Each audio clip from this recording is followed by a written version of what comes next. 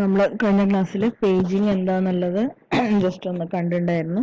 നമുക്ക് കുറച്ചുകൂടെ ഡീറ്റെയിൽ ആയിട്ട് പേജിങ് പഠിക്കാം. പേജിങ് എന്നുള്ള കോൺസെപ്റ്റ് നമ്മൾ യൂസ് ചെയ്യുന്നത് നോൺ കോണ്ടിജിയസ് മെമ്മറി അലോക്കേഷൻ കേസിലാണ് പേജിങ് എന്ന് പറയുന്ന കോൺസെപ്റ്റ് യൂസ് ചെയ്യുന്നത്. Paging is a storing mechanism that allows operating system to retrieve the processes from the secondary storage into the main memory in the form of pages. Secondary മെമ്മറിയിൽ നിന്ന് primary മെമ്മറിയിലേക്ക് data വരിക. Secondary മെമ്മറിയിലെ ഡിവിഷന് പറയുന്ന പേര് pages ആണ്. അതേപോലെ തന്നെ primary മെമ്മറിയിൽ പറയുന്ന ഡിവിഷന് പറയുന്ന പേര് ഫ്രെയിംസ് എന്നാണ്.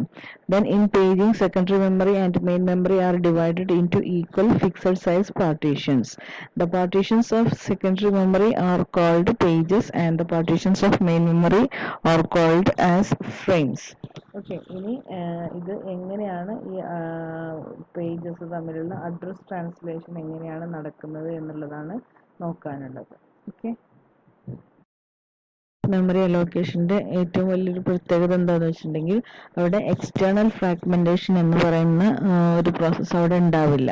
കാരണം എന്താണെന്ന് വെച്ചിട്ടുണ്ടെങ്കിൽ നമ്മൾ പ്രോസസ്സുകൾ ഡിവൈഡ് ചെയ്തിട്ട് എവിടെയാണോ ഫ്രീ സ്പേസ് വരുന്നത് ആ ഫ്രീ സ്പേസിൽ നമ്മൾ കൊണ്ടുപോയിട്ട് സ്റ്റോർ ചെയ്യുന്നുണ്ട്. അതുകൊണ്ട് തന്നെ എക്സ്റ്റേണൽ ഫ്രാഗ്മെൻറ്റേഷൻ എന്ന് പറയുന്ന കോൺസെപ്റ്റ് ഇവിടെ ഉണ്ടായിരിക്കില്ല.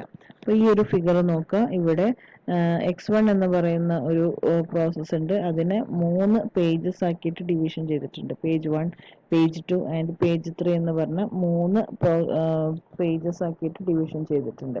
അപ്പോൾ ഈ സെയിം സൈസ് സെക്കൻഡറി സ്റ്റോറേജ് ഡിവൈസിലുള്ള സെയിം സൈസസ് തന്നെ ആയിരിക്കും പ്രൈമറി സ്റ്റോറേജ് ഡിവൈസസിലും വരുന്നത്. സോ ഇവിടെ 3 ഹോൾസ് ആണ് ബ്ലാങ്ക് ആയിട്ട് കിടക്കുന്നത്.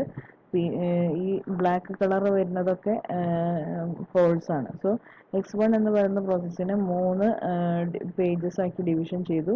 ഈ പേജസിനെ കറസ്പോണ്ടിങ് ആയിട്ടുള്ള ഫ്രെയിംസിൽ കൊണ്ടുപോയിട്ട് സ്റ്റോർ ചെയ്യാണ് ചെയ്യുന്നത്. ഇതാണ് പേജിങ് എന്ന് പറയുന്ന കോൺസെപ്റ്റ്. നമ്മൾ സെക്കൻഡറി സ്റ്റോറേജ് ഡിവൈസസിലുള്ള പേജസ് ഒക്കെ നമ്മുടെ പ്രൈമറി മെമ്മറിയിലേക്ക് വന്നിട്ടുണ്ട്. ഇനി ഈ പ്രൈമറി മെമ്മറിയിൽ വന്നിട്ടുള്ള ഡാറ്റാസിനെ CPU എക്സിക്യൂട്ട് ചെയ്യണമെന്നുണ്ടെങ്കിൽ CPU ആ പേജസിനെ ഫെച്ച് ചെയ്യണം. ഓക്കെ, ഈ CPU ഫെച്ച് ചെയ്യണമെന്നുണ്ടെങ്കിൽ അതിൻ്റെ കറസ്പോണ്ടിങ് ആയിട്ടുള്ള അഡ്രസ്സ് ജനറേറ്റ് ചെയ്യണം. അപ്പോൾ CPU ജനറേറ്റ് ചെയ്യുന്ന അഡ്രസ്സാണ് ലോജിക്കൽ അഡ്രസ്സ്. അതേപോലെ തന്നെ മെയിൻ മെമ്മറിയിലുള്ള അഡ്രസ്സാണ് ഫിസിക്കൽ അഡ്രസ്സ്. അപ്പോൾ ഈ ലോജിക്കൽ അഡ്രസ്സും ഫിസിക്കൽ അഡ്രസ്സും തമ്മിൽ ഒരു കണക്ഷൻ ക്രിയേറ്റ് ചെയ്യണം. ഇത് എങ്ങനെയാണ് ചെയ്യുന്നത് എന്നുള്ളതാണ് നമ്മളിവിടെ പറയുന്നത്. ഓക്കെ, ഇവിടെ നോക്കുക. ലോജിക്കൽ അഡ്രസ്സിന് 2 പാർട്ട് ഉണ്ട്. ഒന്ന് page number and offset, same as in the physical address. In the physical address we have the frame number. So frame നമ്പറും ഉണ്ടായിരിക്കും, ഓഫ്സെറ്റ് വാല്യൂസും ഉണ്ടായിരിക്കും. ഓക്കെ, ദെൻ ഇവിടെ ഫസ്റ്റ് P1 എന്ന് പറയുന്ന ഓഫ്സെറ്റ് എന്ന് പറഞ്ഞിട്ടുണ്ടെങ്കിൽ ആ P1 എന്ന് പറയുന്ന പ്രോസസ്സിലുള്ള ഏത് ഡാറ്റ അതാണ് ഓഫ്സെറ്റ് വാല്യൂ കൊണ്ട് ഇൻഡിക്കേറ്റ് ചെയ്യുന്നത്. അപ്പോൾ നമ്മൾ പറഞ്ഞു CPU ജനറേറ്റ് ചെയ്യുന്ന അഡ്രസ്സാണ് ലോജിക്കൽ അഡ്രസ്സ്. അതേപോലെ തന്നെ പ്രൈമറി മെമ്മറിയിലുള്ള അഡ്രസ്സാണ് ഫിസിക്കൽ അഡ്രസ്സ്. ലോജിക്കൽ അഡ്രസ്സ് നമ്മളിവിടെ പേജിങ് എന്ന് പറയുന്ന കോൺസെപ്റ്റ് യൂസ് ചെയ്യുന്ന സമയത്ത് പ്രൈമറി മെമ്മറിയിലെ പേജസിനനുസരിച്ച് ഫ്രെയിംസിനനുസരിച്ച് ഒരു പേജ് ടേബിൾ ക്രിയേറ്റ് ചെയ്യും. ഈ പേജ് ടേബിളിൽ ഉണ്ടായിരിക്കുക പേജ് നമ്പറും അതേപോലെ തന്നെ ബേസ് അഡ്രസ്സും ഒക്കെ ആയിരിക്കും ഉണ്ടാവുക. പേജ് നമ്പർ എത്രാമത്തെ പേജസ് ആണ് എന്നുള്ള ഇൻഫോർമേഷൻസ് ഒക്കെ പേജ് ടേബിളിൽ ഉണ്ടായിരിക്കും. ഓക്കെ, ദെൻ ഈ ലോജിക്കൽ അഡ്രസ്സിൽ 2 പാർട്ടാണുള്ളത്, പേജ് നമ്പർ ആൻഡ് ഓഫ്സെറ്റ് എന്ന് പറയുന്ന വാല്യൂ. ഓഫ്സെറ്റ് എന്ന് പറഞ്ഞിട്ടുണ്ടെങ്കിൽ ഇപ്പോൾ P1 എന്ന് പറയുന്ന ഇൻസ്ട്രക്ഷനാണ്, അല്ലെങ്കിൽ പേജാണ് നമ്മൾ എടുത്തതെന്നുണ്ടെങ്കിൽ അതിൽ എത്രാമത്തെ ഇൻസ്ട്രക്ഷൻ അതാണ് ഓഫ്സെറ്റ് കൊണ്ട് ഇൻഡിക്കേറ്റ് ചെയ്യുന്നത്. ഓക്കെ, അപ്പോൾ ലോജിക്കൽ അഡ്രസ്സ് ജനറേറ്റ് ചെയ്യും. ഈ logical address translation into physical address നടക്കുമ്പോഴാണ് CPUവിന് ആ കറസ്പോണ്ടിങ് ആയിട്ടുള്ള പേജസിനെ ആക്സസ് ചെയ്യാൻ പറ്റുക. അപ്പോൾ P1 എന്ന് പറയുന്ന ഒരു പേജ് നമ്പർ ഉണ്ടെന്നുണ്ടെങ്കിൽ ആ പേജ് നമ്പറിനെ ഫെച്ച് ചെയ്യും. ദെൻ അതിൻ്റെ കറസ്പോണ്ടിങ് ആയിട്ടുള്ള ഫ്രെയിം നമ്പർ എവിടെയാണോ എന്നുള്ളത് ചെക്ക് ചെയ്യും. ദെൻ ഈ പേജ് ടേബിളിൽ എന്താ ഉണ്ടായിരിക്കുക, ഫ്രെയിം നമ്പേഴ്സും അതിൽ എത്ര ഡാറ്റ ഉണ്ട് എന്നുള്ള ഇൻഫോർമേഷനൊക്കെ ആയിരിക്കും പേജ് ടേബിളിൽ ഉണ്ടായിരിക്കുക.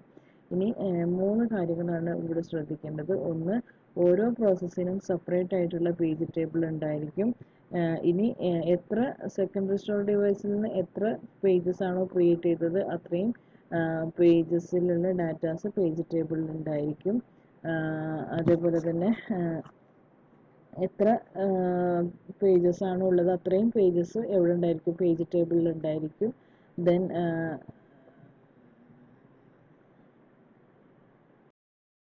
പേജ് ടേബിളിനെ ബേസ് ചെയ്തിട്ട് നമുക്ക് 3 കാര്യങ്ങളാണ് മനസ്സിലാവുന്നത്. ഒന്ന്, സെക്കൻഡറി സ്റ്റോറേജ് ഡിവൈസിലുള്ള അത്രയും എണ്ണം പേജസ് ക്രിയേറ്റ് ചെയ്തിട്ടുണ്ടായിരിക്കും. അതേപോലെ തന്നെ ഓരോ പ്രോസസ്സിനും സെപ്പറേറ്റ് ആയിട്ടുള്ള പേജ് ടേബിൾ ആയിരിക്കും ഉണ്ടായിരിക്കുക.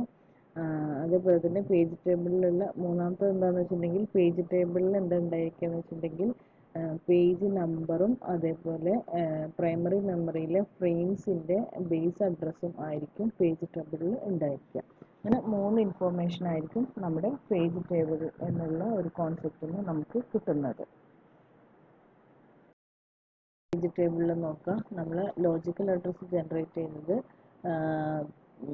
പേജ് നമ്പറും ഓഫ്സെറ്റ് വാല്യൂസും ഉണ്ടായിരിക്കും.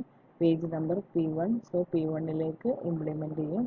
ദെൻ ഓഫ്സെറ്റ് വാല്യൂ P1ൽ ഉണ്ടായിരിക്കുക കറസ്പോണ്ടിങ് ആയിട്ടുള്ള ഫ്രെയിംസിൻ്റെ നമ്പർ ആയിരിക്കും ഉണ്ടാവുക, ബേസ് നമ്പർ ആയിരിക്കും ഉണ്ടാവുക. സോ എഫ് കിട്ടി, സോ ഫ്രെയിം നമ്പർ കിട്ടി, ഫ്രെയിം നമ്പറും കറസ്പോണ്ടിങ് ആയിട്ടുള്ള ലൊക്കേഷൻസിലേക്ക് ഫെച്ച് ചെയ്യും. ദെൻ നമുക്ക് P1 എന്ന് പറയുന്ന പ്രോസസ്സിനെ കിട്ടി.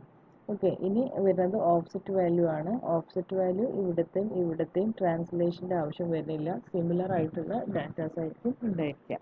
അതുകൊണ്ട് തന്നെ അഡ്രസ് ട്രാൻസ്ലേഷൻ എന്ന് പറയുന്ന കോൺസെപ്റ്റ് യൂസ് ചെയ്യുന്ന പോലെ ഓഫ്സെറ്റ് വാല്യൂസിനെ നമുക്ക് ട്രാൻസ്ലേറ്റ് ചെയ്യേണ്ട ആവശ്യം വരുന്നില്ല. അപ്പോൾ ഇതാണ് നമ്മുടെ translation, logical address into physical address എന്നുള്ള concept by using paging. Okay, അപ്പോൾ ഇത്രയാണ് പേജിങ് എന്നുള്ള കോൺസെപ്റ്റിൽ നമുക്ക് പറയാനുള്ളത്. ബാക്കി സെഗ്മെൻറ്റേഷൻ നമുക്ക് നെക്സ്റ്റ് വീഡിയോയിൽ പറയാം.